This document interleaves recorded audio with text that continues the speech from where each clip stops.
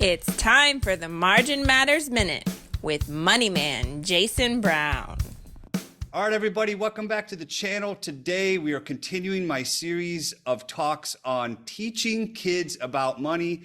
And today, I'm so excited to have my very special guest, Miss Michelle Hung, who is the founder of the Sassy Investor and author of the new book, which we will be discussing in this interview, Investing for Teens: How to Save, Invest, and Grow Money. Now, Michelle has taught thousands of students and clients how to invest and plan for their financial future and invest in the stock markets to build a lifetime of wealth. Michelle is also a chartered financial analyst and has spent over 7 years in investment banking and venture capital prior to starting her career in personal finances and financial education. Michelle, thank you so much for joining us today and sharing about your new exciting book. Thanks, Jason. Thank you so much for having me. I'm so excited to be here today. Oh, and Michelle, I'll just go ahead and tell you and the audience as well. I have two young boys. I have a 6-year-old and a 2-year-old. And I am so excited to see books like yours. Obviously, my kids aren't to the teen level yet, but I am going to be saving this for them. So I'm so excited to see anything that's out there to teach kids about money. So I really, really appreciate what you've done here. So we're just going to dive right into the first question is, Michelle, I'm so curious, what inspired you to write this book? Well, this is my second book. My first book that I wrote was an investing book geared towards women. So I knew for a while that, during my career in personal finance, I wanted to target women first, and then next in line would be targeting young adults, teens in high school. And that's because, so it's just basically this project fell in my lap and I didn't know when I was going to write this book, but it just so happened like timing was great. A publisher reached out to me and offered this project to me. So like, this is excellent. And so I just started, I started the project, finished it. It was just so, it was so much fun in the process. But I knew, I wanted to teach teens because there are some pretty big financial decisions that need to be made right before high school graduation, namely going to college, right? It's a huge financial investment. And oftentimes, young adults don't understand the implications, the consequences of those decisions. And we're seeing, so many kids graduate with like 6 figures of debt based on a decision they made before they were even like 20 years old. So I wanted to make sure young people were aware of these financial consequences and help them make better informed decisions and just to help them prep a lot better than, what's been happening of late. So that, they do come out, of graduation, starting the next chapter of their lives, not in massive amounts of debt. So true. So good. Now, Michelle, I don't think you don't have any kids right now, right? You don't have any. I do not have kids. Okay. So I love asking this question. Is it safe to assume that maybe you wrote this book from the perspective of, hey, I wish I knew all of this information when I was a teenager? Is that kind of the mindset when you wrote it? Absolutely. I made so many mistakes as a university student. I was good in high school. I was good at saving money, but then as soon as I came across credit card, that's when my financial stresses started. We all know like financial stress is not fun. It affects so many areas of life. But the good thing is like there are ways to address that and even avoid it. So basically, I guess my story was the way I was introduced to credit cards was I was in high school, like just before graduation, and I had a colleague who was older than me, and he's like, I have a credit card. I have a $500 limit. What I do is I max it out every time, and then every time I get paid, I just pay it off. I'm like, wow, that's amazing. That sounds great. And then so that was how I learned about credit cards, which was just terrible because, in university, you're given more than a $500 limit. And they don't tell you about, hey, there's like a 20% interest attached to it and it compounds and it's, going to take you forever to pay it off, right? So that was one of my first experiences with a credit card, and it started my I guess freewheeling spending in university. I didn't even I didn't know about financial literacy. I didn't know what to do. I eventually learned how to create a budget on my own, kind of thing, but not really. So it was just like I wasn't very informed, and of course I wish I was more informed, learned the basics, so that I didn't put myself in that position. Yeah, that's so very well said, Michelle. Now that kind of leads, you touched on a little bit of this a second ago, but you talked about, being in school and in high school and college and the financial decisions that we make. Now, I want to ask you this question. So I want to let the audience first know, Michelle is in Toronto, Canada. Is that correct?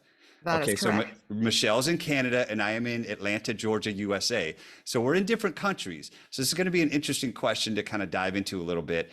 So here in America, the biggest problem, or one of the biggest problems in my view, is that they don't teach personal finance in schools, in the school systems. Mhm. And there's a trend, there's a big push for this, and people are working really hard behind the scenes, and it's trending a little bit now. Now, recently, Florida, Georgia, and Michigan, the governors have announced mandates, there's that word, mandate, Mhm. to have a personal finance course taught in high school that has to be completed in order for the students to graduate. So that's a great start. Mhm. But still, we have 50 states, and at last checked, only 14 states have a personal finance requirement for high school students to graduate. So we're still, lagging a little bit. So Yeah. Michelle, how does this compare to Canada? What's it like in Canada? Do they teach kids money in schools? Um, Actually, it was just not too long ago. They made it's become mandatory, at least in Ontario. I'm not sure about the other Okay. provinces, but in Ontario, it's mandatory for kids to learn about personal finance from grades 1 to 9, I believe. 1 to 8 for sure. Grade 9, it's covered in the math course, and grade 10 in career studies. So for sure, mandatory from grades 1 to 8, which is excellent. I like how they follow on, from grades 1 to 8, and not just like, okay, one-time course in grade 8, right? They're gonna hopefully start with some building blocks and build up on it over time. And it's just like how we learn any subject, right? Like in math, we Right. learn it over time, so at least it sticks to us, right? But in terms of why why that isn't the case, why it's happening now, and why it's not happening all over, like in every state in the US. Like I joke about how it's in the best interest of the banks to have a population that's not financially literate. That's true. um there's a lot of, I joke about, but there's a lot of truth to No, that, that's right? true. Debt is big business. It's big Exactly. business. So Yep. there's a lot of conspiracy theories around, why our world wants to keep people in debt. So go ahead. Exactly. Go ahead. Yeah, I'm and sorry. it's okay. But it's true. Like it's become, but I think as of late it's become so much more apparent, for the sake of the country and the economy, that we have to do better as individuals, because like I checked the latest stats in Canada. We owe $1.82 for every $1 earned. So we have one of the highest debt to income ratios amongst, I think, the highest in the G7, I believe. Like we're Oh, very wow. heavily indebted. I know the US is just slightly is less than that. It's Yeah, not as that's high. that's shocking. I didn't realize anybody Mhm. was higher than the US. I want to say US might be maybe around like a dollar 30. You Yeah, always hear like people spend $1.30 for every dollar they earned. Something like that. exactly. Yeah. Yeah. So it's pretty high. And I believe South Korea is up there as well. But not like, I'm not sure, like they're not part of the G7, right? But they're pretty high up there. And I think that's kind of what inspired the that series Squid Game, right? So I don't know if Right, you've seen right. it, but yeah. Well, yeah, that's interesting. Well, Michelle, you hit something that really kind of sparked my attention when you said that they start teaching it in first grade. Hmm. That is amazing because for me, right now in America, those requirements are really for 11th and 12th graders. Like they have to take a half credit Yeah.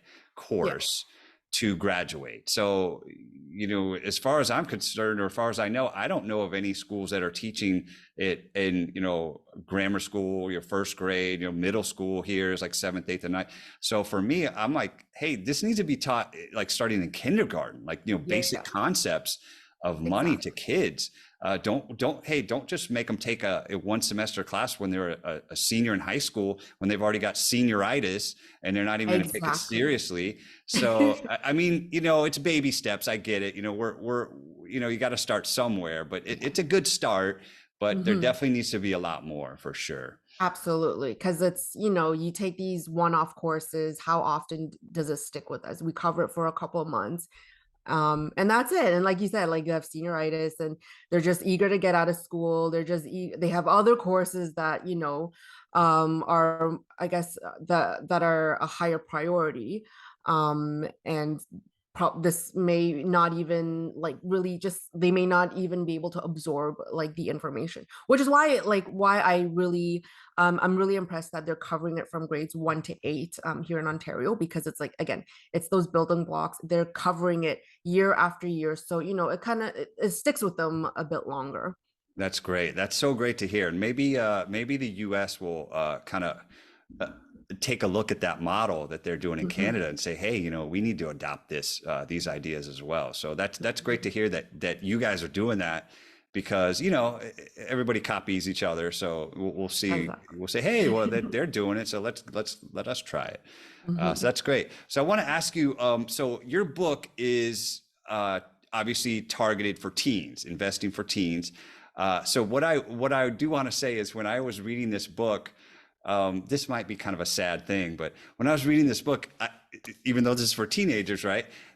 I am going to go ahead and say most adults do not know the knowledge that's in this book. So Mhm. that's kind of a big problem that we're in our society and culture. But um, so I will say, you will learn something. Even if you're an adult, you will learn a lot from this book. And on that note, Michelle, what would you say, like are some, maybe what's like the most important topic in this book, or most important aspect? Or it could be one or two things. What do you think is like the most important thing out of this book that people should learn? Um, I think a lot of them are very important, but I'm gonna say for teens, Hmm. I would say like how to earn income. And so as like after that, it's a process, right? It's we start with teaching them how to earn income, the types of jobs they can get, how to start a business, and then moving towards savings, Hmm. how to save money. And then one of the things that I really do stress is credit card debt. Because like again, based on my personal experience, I was absolutely misinformed when I first learned about credit cards. So it's just one of those things where um it's a process, right? Like, yeah, I had an allowance. I got, some jobs, part-time jobs in high school. I learned how to save. It was good. Like, I found it pretty easy, right? But then as soon as I was introduced to this thing where it was like, ooh, like this is adult stuff, right? I get this shiny card and I get to be a grown up. I completely misused it. Mm, So I right. think teaching kids about credit cards at a young age and debt, I think it's a very important topic. And I think I would put that in the top three of this book. That's so true. And like you were saying earlier about the interest rates. I mean, I don't know. It sounds like it's very similar in Canada versus US, but in US, we're at the all-time highest interest rates on credit cards. That I would say that they average between 20 and 30%. Like, Yeah. you're finding some credit cards that are like 28%, like Mhm. nearing 30%. And it's completely criminal in my view. Absolutely. So that The loan shark exactly rates. what you're saying is, that's, I can't argue with that. Like, that's probably one of the top things to teach young teenagers is like, hey, there's this thing called compound interest, and Yeah. when you get a credit card and you don't pay off the balance in full, it's going to start accruing this interest at, Yeah. sometimes 25%. Hmm. And that's how people get into so much trouble with credit card, the famous saying, it's very easy to get into debt. It's very difficult to get out of it. And Absolutely. so that's kind of what you're saying with these credit cards. So it sounds like the interest rates in Canada are very similar to the ones here Yep, in the States. absolutely. So that's so true. Now, my next question is, and I'll share a little bit more. I want to know what you think. What's the best advice that you can give to adults who want to start teaching their kids about money? And like I said, I have a 6-year-old and a 2-year-old boy. So what I've done, the first thing that I did was install the money jar system. You guys hear all about that. We have the 3 jars. We have the give, save, spend. So they're learning how to kind of, separate their money and kind of, different, they're learning that money goes into different places. So that's kind of one of the first core concepts that I've done. But obviously your book is for teens, so you can speak to maybe to adults who have teenagers, that, what would be, some ideas that you have that we can teach teenagers about money, besides reading your book. Of course, that would be the first thing. Of course, reading the book is like very important. And then maybe a couple things that that you could start, like, if you're just starting from the beginning. Yeah. I'll add a note on like teaching kids about money, because I've heard from a lot of friends who have young kids like yourself, and everyone's approach is different. So it's always interesting to hear about like various approaches, various ways that parents are teaching kids about money. So one of my friends, it was really interesting. He has 3 kids. And instead of using money jars, he had a point system where you do a chore, you get a point, right? And then you accumulate those points. And you can use those points to, to watch TV, for iPad, for, iPad time, or like video games or whatever, right? So it's the same concept of, you're accumulating something that has value, and you can either accumulate it to, do more bigger like ticket things. I don't know, watch TV for a longer period of time, maybe buy something, I don't know, right? But the concept is the same. It is teaching kids about value, and what it means to accumulate it to save or to spend it right away. So it was funny because he was like, yeah, I know exactly what my kids are going to turn out to be. The youngest one is going to be like the biggest spender because she uses all of her points right away. But the other one, like I think the middle child, was always saving. She was like, I just want to save all my points and whatever. So it's interesting. We'll see how they turn out. But the idea is the same in terms of teaching them about, the value of the dollar. And I think one of the most important things is like, don't hand everything to children, to just hand everything over to children. Like, just make them understand how long or how hard parent has to work to make that purchase, so they value it. So I was actually talking to a friend yesterday. She has a niece who's actually 11 or 12 years old, and she's been saving money to buy an iPhone because she lost the one that her mom gave her. And it was good. And she's like, oh, I'm almost there. It's only $450. I have $420. I was like, wow, to say that it's only $450 as an 11-year-old, like $450 now is a lot of money, right? But the thing is, she said that, and my friend was like, encouraging her to, save that money. Don't just buy an iPhone. And she did say like, well, her mom was covering the other half. It's a $900 phone. And she said, being an aunt, she's like, I think you should save that money. Like, it's, what if you lose this one? You lost your previous one. And she's like, well, I'm going to take more care of this one because I'm actually paying for it. So it's, that's a good it's point. like, well, yeah. So it's like, you okay, so if, yeah, but I'm like, that's not a good way to see things, because it's like, if somebody gives you something, like the value is the same whether somebody bought it for you. Like, a phone is a phone, whether somebody gives it to you or you purchase it. I get that you earned, like, you worked hard for it, so you want to value it more. But at the end of the day, you should always value stuff that people give to you, right? So it's just helping kids understand value, making sure that like, just like, basically, like, don't spoil them. Right. because they're That's not so going to true. value it, and So then true. they're going to think it's going to come easy. It's like, oh well, mom's paying for half of it, so I'm going to have to take care of it. I don't know, right? Like versus if she Yeah. had to cough up $900 for the whole thing, maybe Yeah. she'll second guess whether she should be spending it all at Right. once, right? Right. So That, just yeah, teaching them the value. that's so Very true. And I do believe, Michelle, I will say, I do think making someone, if it's a kid or adult, doesn't matter who, if you save up and work hard and save up to pay for something for yourself, you will have more ownership in that item or whatever it exactly is, like if it's a car or a phone, 100%. whatever. Yeah. So you should value it more because you worked, you say maybe it took you 6 months to save up for that phone versus Hmm. like your mom or dad just here's a phone, just you can have it. Yeah. There's I know, like you said, it's the same value. It's still a Yeah. $900 phone, but the fact that you worked, because during that time that you're working for it, you're thinking, do, like you said, hey, do I really need this phone? Is there something else that I can invest this $900 in? Like, because you're having that time to really Exactly. analyze that decision, right? Instead of Yeah. just like, here's someone just giving you a phone and you didn't have to think about it. So Hmm. that's one thing I do with my kids.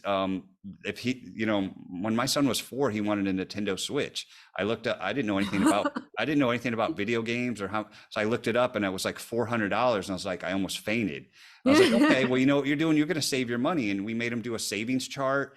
Yeah. And he had like a poster where he had like savings goals. And so he just saved all his money from his birthdays and Christmas and, Easter. And anytime he got money, he would just save it. And he, eventually he saved the money. And you know, he still, he doesn't really play with it that much, but I think he values it more because I said, Yeah. this is you own this. Like you Yeah. bought it with your money, you own it. It's your responsibility. So if Hmm. anything happens to it, that's on you. Now that's hard to, tell a 4-year-old. He's 6 Yes. now, but Yeah. that's what we try to do Yeah. because I do think that you will appreciate the item more too. So I do think that Absolutely. is a good, I guess a good method to use, especially Yeah. for kids and teens. But yeah, that's true. I mean, a lot of good points there. Now, Michelle, Hmm. as we wrap up, I'm curious, have you gotten any like what kind of feedback have you got with the book so far? Like, have you gotten some, hopefully some positive, encouraging feedback from people? Anything that you want to share with that? Yeah, absolutely.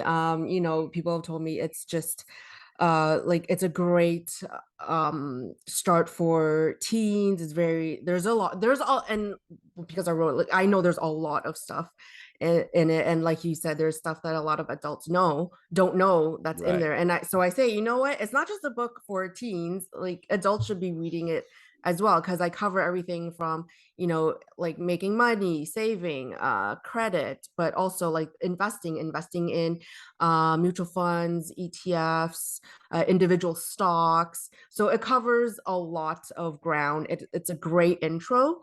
Of course, like learning more about it would be, is ideal. This is just a good stepping stone, a good, first book for a teenager. So I've definitely gotten feedback that it covers a lot, and it's easy, and it's certainly easy to digest because it's made for it's written for 12-year-olds, right, teenagers. That's awesome, Matt. Well, I want to thank my special guest today, Miss Michelle Hung, who is the author of the new book, Investing for Teens, How to Save, Invest, and Grow Money. Check this book out. It's very, very good. Now, before we leave, Michelle, let everybody know if they want to work with you or they want to find your book, let everybody know how they can connect with you. Absolutely. You can find me on Instagram, Facebook. Just look up the Sassy Investor, and likewise, you can check out my website. It's www.thesassyinvestor.ca. Awesome. And we'll link all those to the description below, and we'll put a link to everybody to your book, which is selling on Amazon, right? So we'll put a link to that in the description below if you guys want to check out our book. So thanks so much for joining us. Thank you so much, Michelle, for Thank you sharing so much for your having me. wisdom and knowledge. I really, really appreciate it. Mhm. So until next time, this is Jason Brown reminding you of my favorite saying: it's not the amount of money you make, but the margin that matters the most. See you next time. Bye. Thank you.